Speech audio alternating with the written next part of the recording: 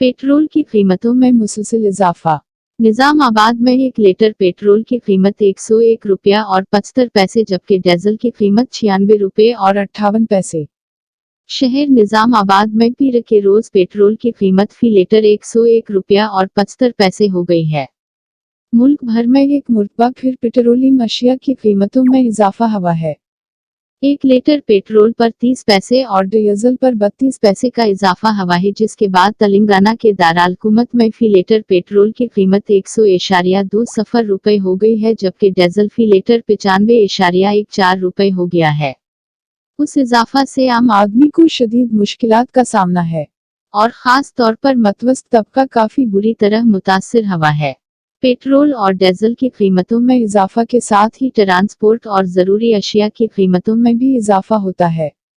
1 मई से मुसलसल पेट्रोल और डीजल की कीमतों में इजाफे हो रहा है। इतवार को पेट्रोल की कीमत निजामाबाद में फी लीटर 101 रुपया और 45 पैसे और डीजल की कीमत 96 रुपये और 26 पैसे थी।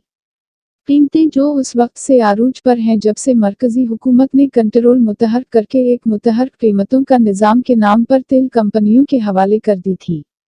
अब 1 मई को पेट्रोल की कीमतें 7 रुपये और 23 पैसे इजाफे के साथ साथ 33 रुपये की कीमत में हैं और डीजल की कीमत 1.7 मई से 7 रुपये और 15 पैसे इजाफे से 28 रुपये और 90 पैसे थी।